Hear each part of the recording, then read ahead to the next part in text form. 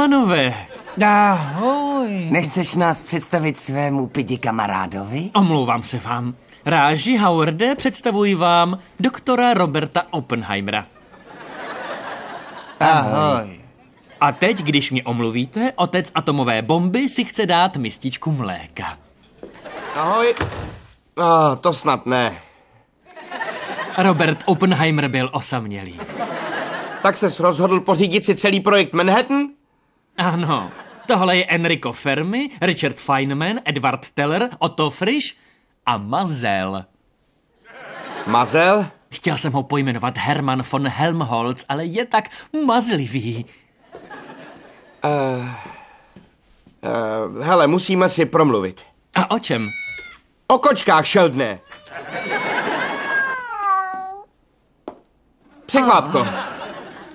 Mami, jaká to nečekaná radost. No, tady je ale silný zápach. Rád bych ti představil Oppenheimera, Frische, Panovského, Feynmana, Weisskopfa. Rozumím, máš hodně koček a dal si jim pěkná židovská jména. Děkuji, Amy. Tady máš kočičku a tady těch $20. Další.